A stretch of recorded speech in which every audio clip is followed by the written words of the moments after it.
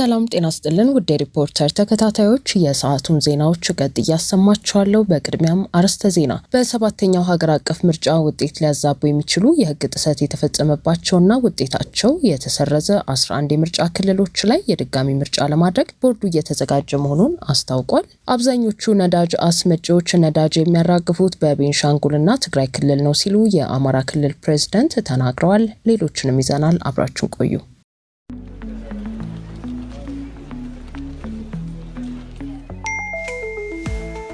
ለሰራተኞች ደሞዝና ተጨማሪ ክፍያዎችን ለመፈጸም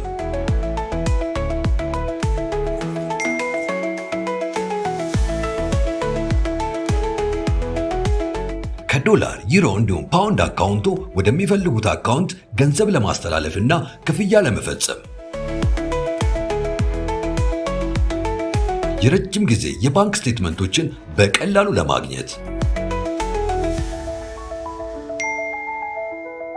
የበረራ ትኬትን ካሉበት ሆኖ ለመግዛት እንዲሁም ማረጋገጫ ደረሰኝን ለማግኘት በተጨማሪም የተለያዩ ድርጅቶች ክፍያዎች ለመፈጸም የኢትዮጵያ ንግድ ባንክን የኢንተርኔት ባንኪንግ አገልግሎት ሲመርጡ በየትኛውም ጊዜና ቦታ ፈጣን እንዲሁም ጥራት ያለው የኢንተርኔት ባንኪንግ አገልግሎት ለማግኘት ያስችላቸዋል። የኢትዮጵያ ንግድ ባንክ ሁሌም የሚተማመኑበት ባንክ።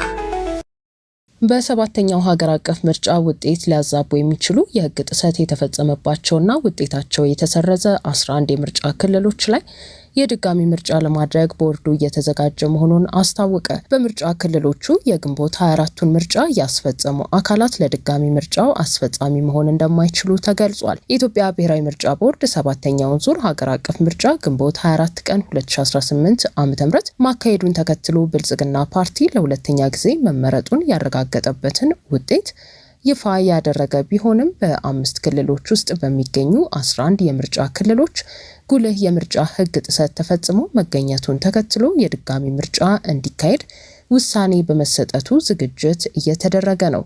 ቦርዱ ዛሬ ባሰራጨው የምርጫ አስፈጻሚዎች ምልመላ ማስታወቂያ እንደገለጸው የሰባተኛው ዙር ጠቅላላ ምርጫን አከናውኖ ውጤቱን ለህዝብ ይፋ ማድረጉን በማስታወስ በ11 የምርጫ ክልሎች የምርጫ ውጤት ሊያዛባ የሚችል ጉልህ የሆነ የምርጫ ህግ ጥሰት መፈጸሙ በማስረጃ ስለተረጋገጠ ድጋሚ ምርጫ እንዲካሄድ መወሰኑን ጠቁሟል። በዚህም መሰረት በኦሮሚያ ክልል ባቱ ዝዋይና ቤጊ ምርጫ ክልሎች፣ በሶማሌ ክልል ደራ ቶሌ፣ ሀርገሌ ዳኖር፣ ሀዲጋላና አዋሬ በተባሉ 5 የምርጫ ክልሎች፣ በማዕከላዊ ኢትዮጵያ ክልል ውስጥ በጠንባሮ እንዲሁም በሶሮ 1 የምርጫ ክልሎች፣ በሲዳማ ክልል አሮሬሳ የተባለና በደቡብ ኢትዮጵያ ክልል ጨንቻ ምርጫ ክልል የድጋሚ ምርጫው ለማካሄድ ቦርዱ እየተዘጋጀ መሆኑና ለድጋሚ ምርጫው ብቁ የሚሆኑ ምርጫ አስፈጻሚዎች እንዲመዘገቡ ተጠይቋል።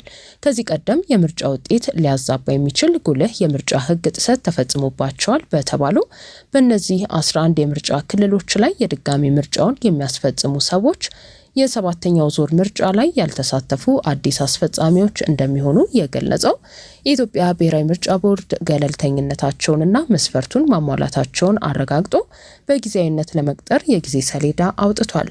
በሌላ በኩል ቦርዱ ግንቦት 24 ቀን 2018 ዓ.ም ምርጫ ባላካሄደባቸው 8 የአማራ ክልል የምርጫ ክልሎች ምርጫውን ለማካሄድ ቦርዱ አስቻይ ሁኔታ መኖሩን ለማረጋገጥ የሚያስችሉ መረጃዎችን እያሰባሰበና የማጣራት ስራ እያከናወነ መሆኑን በቅርቡ ለሪፖርተር ገልጾ ነበር።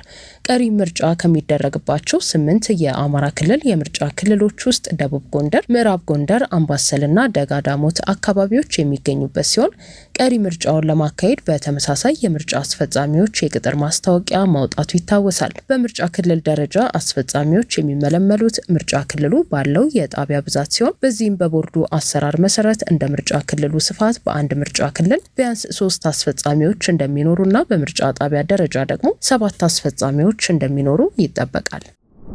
አብዛኞቹ ነዳጅ አስመጪዎች ነዳጅ የሚያራግፉት ህገወጥ ግብይት ባለባቸው ክልሎች ነው ሲሉ የአማራ ክልል ፕሬዝዳንት ተናገሩ። የአማራ ብሔራዊ ክልላዊ ምክር ቤት 6ኛ ዙር 5ኛ ዓመት የስራ ዘመን 12ኛ መደበኛ ጉባኤ 2ኛ ቀን ውሎ የክልሉ ፕሬዝዳንት አረጋ ከበደ የክልሉን የ2018 ዓ.ም በጀት ዓመት ለክልሉ ምክር ቤት ባቀረቡበት ወቅት እንደተናገሩት አብዛኞቹ ነዳጅ አስመጪዎች ህገወጥ እንቅስቃሴ ያለባቸው ክልሎች ላይ ነዳጅ ማራገፍን እንደሚመርጡ ገልጸው ትግራይና ቤንሻንጉል ክልሎችን በምሳሌነት አንስተዋል። ይህም በነዳጅ ስርጭት ላይ እጥረት እንዲፈጠር ማድረጉን ጠቅሰው በዚህ ምክንያት የነዳጅ ማደያና ዴፖን በብዛት የመገንባት ፍላጎት መኖሩን ተናግረዋል።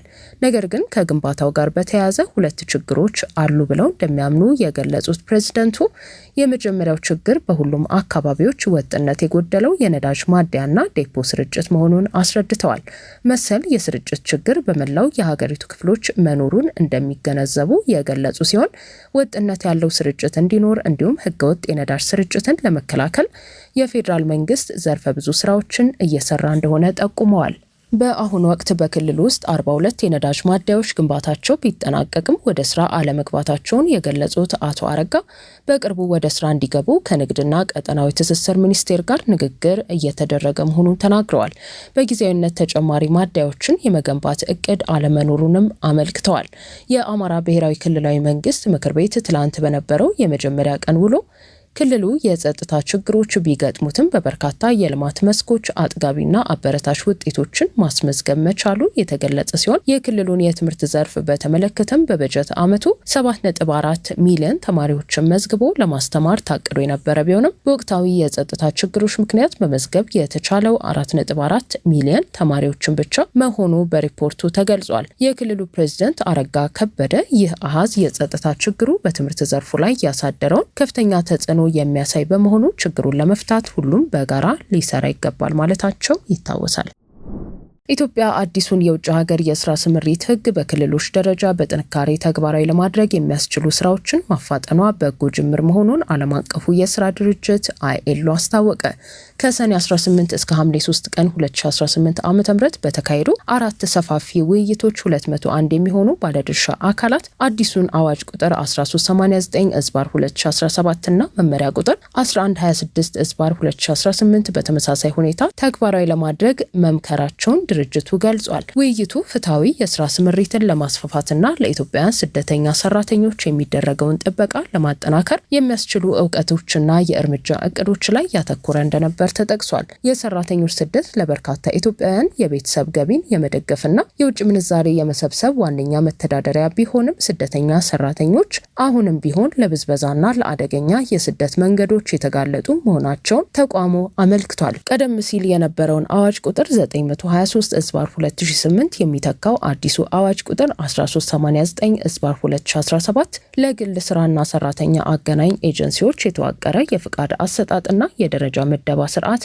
መዘርጋት፣ የውጭ ሀገር የስራ ስምሪት ቦርድ ማቋቋም፣ በተግባራዊ ልምድና በክህሎት ላይ የተመሰረቱ ብቃቶች ላይ ተመስርተው የስደት እድሎችን ማስፋፋት፣ ከዓለም አቀፍ የስራ ድርጅት ኮንቬንሽን ቁጥር 181 ጋር የተጣጣሙ ፍትሐዊ የቅጥር አሰራሮችን መከተል፣ ማዕከላዊ የዲጂታል የስራ ስምሪት አስተዳደር ስርዓትን መተግበር የመሳሰሉትን ማሻሻያዎች ማድረጉን አስታውሷል። ተቋሙ መንግስት በሀገር ውስጥ ምቹ የስራ እድሎችን ለመፍጠርና በውጭ ሀገር የሚሰሩ ዜጎች በህጋዊና ደህንነቱ በተጠበቀ መንገድ መሰደዳቸውን ለማረጋገጥ እየሰራ መሆኑን ገልጿል። ሆኖም ግን ህገወጥ ደላሎች፣ ፍትሐዊ ያልሆኑ የቅጥር አሰራሮችና የስደተኛ ሰራተኞች ደህንነት አሁንም አሳሳቢ ጉዳዮች በመሆናቸው አዲሱ አዋጅ የተቋማትን ኃላፊነት በግልጽ በመለየት የኢትዮጵያውያን ስደተኛ ሰራተኞችን ጥበቃ ለማጠናከር የተቀናጀ እርምጃ መተግበር እንደሚገባ አሳስቧል። ውድ ሪፖርተር ተከታታዮች የሰዓቱ ዜናዎቻችን እነዚህ ነበሩ። ስላደመጣችሁን ከልብ እናመሰግናለን።